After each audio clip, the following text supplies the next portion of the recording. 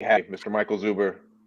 We're going to talk about what's going on in the financial markets, how you can conquer these tumultuous, what's that word? Tumultuous? Tur- Tumultuous, yeah. Hard Tumultuous times. times. Hard Stop times. using big words. Use simple words. I'm a simple Right, well, you got to use simple words when you're on the internet because not everybody can understand the words. man. Half the time, like I remember sometimes when I listen to All In, I got like, man, I got to go look some shit up. I gotta hit pause. I gotta go look up the I got to word. go look up this word so I can really get the concept that they're trying to relay. Yeah, I like that show. Is the new one out yet? That is my favorite. No, I checked. I checked this morning. It's not out yet. They said that they were going to release all of the talks at the All In Summit every day, and they have not. I have been waiting for it. Yeah, you and me both. That will. I don't know that they'll do it again, but I will go to the next summit. I'll spend the I'm five. going to the next one. Yeah, I'll spend a lot of money to go to that. yeah, for sure. Yeah, I'm going to the next one. I'm mad I didn't go this time, but I didn't like really think about it. I was like, yeah, whatever. And then they started announcing like all the speakers, and I was like, Yeah. oh. Ooh. Yeah. Exactly. But I digress. What is the biggest piece of news from this week? Yeah, a lot of things going on. So I'll give you a list of things and you could choose where we go first. So, first off, we have retail sales, kind of the large number. Then we have micro numbers, Target and Walmart, Home Depot and Lowe's. Then we have existing home sales. Then we talk about recession and stagflation. All of these things are happening right now. So I will let you take me in any direction you want. But yeah, we got a lot of stuff. Hold on, I'm writing this down. Let's start off. Did your Christmas in July pan out, dude? Absolutely. So, folks, if you were on my channel last year, kind of November and December, I told everyone that if I had a magic wand, I would move Christmas to June. Now, why was I saying that? Well, first off, you remember last year we had supply chain problems. And frankly, I don't know about you, but when I was going out looking for Christmas presents, there were no real sales. There were no doorbusters because they didn't have to, right? We had all this money, but we didn't have any things. So they kept prices up. I said that what was happening in the supply chain at that point is retailers were double and triple ordering as we were getting ready for spring because they didn't want to have empty shelves again. I Exactly. remember Gap specifically saying we would have had a better Christmas if we had more stuff. So what does that mean for Gap and retailers? That means they were going to double and triple order, hoping to have better shelves. Yeah. Now the supply chain still was stuck. So what happened with these double and triple orders is they showed up at the wrong time. So what is happening right now? You saw in Target and Walmart's specific earnings announcements, they have record inventory. Why is inventory bad? Well, it sits on the shelf. It's a liability to them, right? They need Exactly. to sell that thing. And oh, by the Just way, cash. it's selling a barbecue in the wrong season is hard, right? So that's just one example, right? You don't Yeah, buy a lot of sunscreen in December. exactly. So they got the wrong stuff at the wrong time, and now they're going to have to blow them out, which is going to hurt earnings, and it's going to be all kinds of mess. So again, what we should have done is we should have moved Christmas to June. We would have bought more stuff for less money. It'd have been a party. So I got it right again. I got that one right again. So are you seeing actual sales going on with Oh all of yeah. that? Oh yes.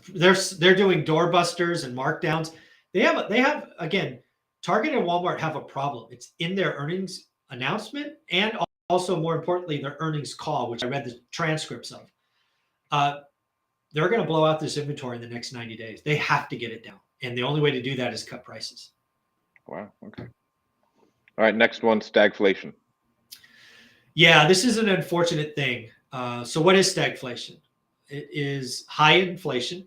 High inflation, you can think anything above the normal bound. Let's call the normal bound 3%. It was last reported at 8.3. It is undoubtedly much, much, much higher than that. I also think it goes higher from here, which is not a popular opinion. So we undoubtedly have the first thing of stagflation. The second piece is low growth, growth below trend. So again, let's call trend 2%. I think, Q1 was undoubtedly below 2%. It was, in fact, first reported at negative 1.4. I think Q2 will be positive, but below trend. And stagflation is horrible, icky, yucky. It was something we experienced that made the 70s so terrible because, again, you have everyday items increasing in price. You have very low GDP, which probably means rising unemployment. It's a horrible time for the poor. It's a horrible time for the middle class. It's just a horrible time for consumers. And the problem with stagflation is the only way you break it is you got to create a nasty recession. You have to crush demand. You almost have to crush the will of the consumer. And it's coming. I still don't think they have the balls to do it big. I don't think No, they don't. No, they don't. And well, it's going to create a big one. Unfortunately, like you have your son, right? Your son gets an owie, and he has a Band-Aid. This is what my mom did. I assume most parents do this, right? And your son is having a hard time taking it off because it hurts, right? It's pulling off hairs or whatever. You say you're going to do it for him. And what my mom always did is she said, I'm going to count to 3 and then I'm going to pull it off. And of course, what did she do? She pulled it off at 1 or 2. She never got to 3. So what I think has to happen is the Fed has to do that. I think to your point, Powell is weak and won't do it, which means you are going to sit there, watch your son cry as you pull out every freaking hair for minutes, which in an economy world is quarters. Powell is going to crush people one stupid hair at a time. It's almost criminal with what he is doing. He thinks he's doing the right thing. I do not. So who elects Powell? He's nominated. He's nominated by the president and ratified by Congress. So like it's not like we can vote him in. We can't vote him in, nothing. Vote him out. Wow. Learn something new every day. All right, existing home sales. Here's the big one. So if you follow any of my content, you know that I believe a housing crash is coming. We are going to have a housing crash upwards of 50% in transactions, not in price. And when I say things like this, it drives people crazy because I can back them up with numbers. So first and foremost, we have historical precedents for a 50% crash in transactions. It was 1981 to 1983. What happened? Well, rates shot up. Well, what happened this time? Rates shot up. From 1981 to 1983, housing transaction crashed 50%, but prices did not. I think the same thing's going to happen now, and that drives. It's still an illogical way to like drive things, though. There's not going to be a housing crash when you have 4 million of shit that needs to be built. No, it's just not going to happen. Also, what happens is housing stats are reported on the median. So what I would ask your viewers to do is pull out a piece of paper and walk through this with me, and it shows you exactly why prices won't go down. Okay. So pull out a piece of paper, draw a line 3 inches long or 4 inches long. Just draw it. Then what I want you to do is I want you to find the middle, right? Find the middle, draw a line, perpendicular to that. Congratulations, you just found the median or the middle. Now let me tell you about median home price. What are we seeing right now? We are seeing demand destruction. We are seeing demand destruction most for first-time homebuyers. In fact, in April, before all of the crazy interest rate rises, because April closings are February contracts, we saw a decline of 40, used to be 40% of the market, all the way to 22% first-time homebuyers. We lost 18% of first-time homebuyers. Rates are up 100 basis points since then, and it's going to get worse. So what I want you to do with this 4-inch line that you just drew is I want you to erase the first inch. Guess what happened? The middle moved. You now need to move the middle, which used to be 2 inches and 2 inches. You need to move the inch a half an inch to the right. That is why median home prices are going to go up, because the first-time home buyers are broken. They can't buy anything. The move-up market is not coming. It's just math, people. The median home price is going to go up because the Fed broke housing, and we're not going to have the low end. The only stuff that's transacting is the people paying cash and the people that are not interest rate sensitive. The first-time home buyers are crushed. Their interest rate is 6% when it used to be 3%. They just can't buy. Demand is willingness and capacity. We are seeing willingness fall, but we are seeing capacity get crushed. They're being declined left, right, and center. We are going to lose 20% or more of first-time homebuyer transactions, which, because the median is the middle, will move the middle up. It's simple math. And so you're saying our median house price go up. So I mean, for us, in all reality, that's good. Yeah, I think it's. I certainly think. Yeah. I think it goes. It's flat or goes up. But yeah, it goes up because it's just not going to crash. And you're saying because everyone, number one, the move up buyers can't go anywhere else. Yeah, they're stuck. I had a real life example, Stratton. He was going to sell his home and buy. The house was 2 miles away, better school district, one more bedroom, better backyard. They did the math. Their payment went up 330%. Forget it. I'm staying home and I'm going to build the kid a pool in the backyard. I am not. Yeah. I'm not going to take my $2,000 payment and make it $6,300. No chance in hell. Yeah, there's no way.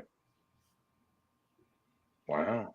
Okay, that one's a good one though. But I mean, that's good for us. We got some median stuff rolling. And so we already covered retail sales, and did we cover micro numbers within that? Well, I mean, it's really so retail sales are interesting. So retail sales were reported Tuesday, and they were generally positive. Memory serves, they were up 8.7%, which is why I do not think we have a Q2 recession. If you remember, right, GDP in Q1 was negative. Everybody's screaming, recession, recession, recession. In order to have that, you have to have Q2 be negative. Retail sales were so positive, they were 8.7%, that I don't think you get validation in Q2. So I do not think we are currently in a recession.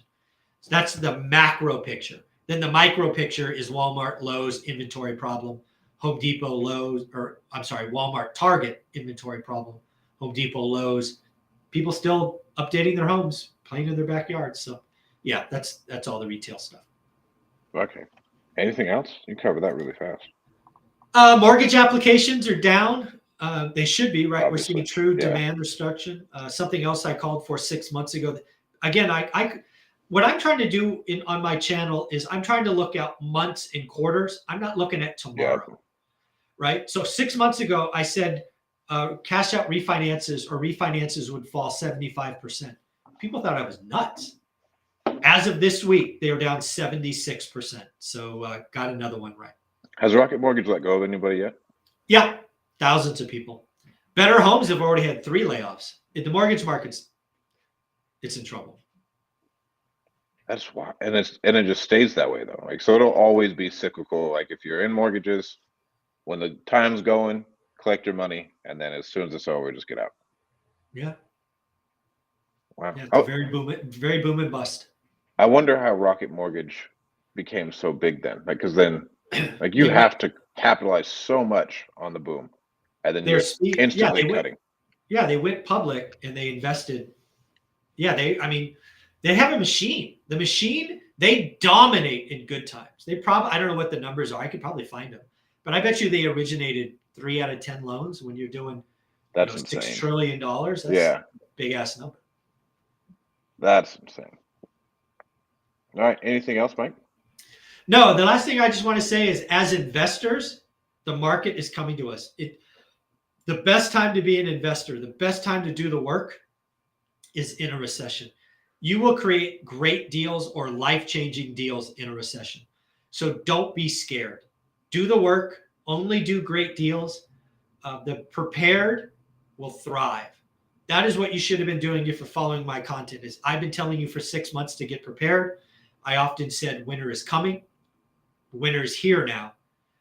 It's snowing outside. You still have a little time to prepare, but get ready. Some people out there are in bikinis and swimming trunks. They're going to freeze their ass off. They're going to sell us deals at discounts. If you ever wanted a Lamborghini or a fancy boat, the time is coming, because a lot of idiots bought that with their PPP money, and they're just going to go bust. So if you ever wanted a toy or wanted to buy more assets, you should be getting excited. One more thing. Talk about that 50-40-10 again real quick. Yeah, one of the things that people don't really get about real estate is, in a recession, everybody wants to talk about price, price, crash, price, this, that. That is actually only the second thing I want. When I'm really fishing for motivated sellers, I want terms. I'm a buy and hold investor. I want to hold for a long time. So I want to I'm willing to pay list price. I will pay you market rates if you give me my terms. So I have done a great thing. I've worked with a non-QM lender, Velocity Mortgage, specifically Stephen Dow. And we have put together what's called the 50-40-10, which is sexy. So it is 50% loan. A non-QM lender gives you the best rates at 6.25. 40% is a seller second. So you will have two loans, one with Velocity, one with the seller. But the beauty of a seller second is I've gotten seconds at 0, 1, and 3%.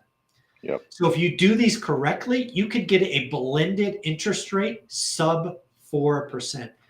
You can borrow 90% sub 4%, and you only have to put 10% down. That is what happens in recessions. You can find motivated sellers who want out. So exactly. I look forward to doing lots of 50-40-10s in the next 12 to 18 months. And so does that go for commercial too? Is this only residential? Absolutely. Michael, we're talking about this. Everything. My guy will lend on everything except not new construction, doesn't do construction, and only investors, no owner occ. And so, but if I brought him a storage facility, he'd be like, yeah, I'd be down for a 50-40-10. I believe so. Yeah. I believe you have to call him and ask, I can connect you to, but yeah, I believe so. Okay. I think it's like no funeral homes, he doesn't want two specific things, but again, ping him and ask. All right. I will. Cool. All right. Thank you so much, Mike. Take care. All right. Thank you guys so much for tuning in.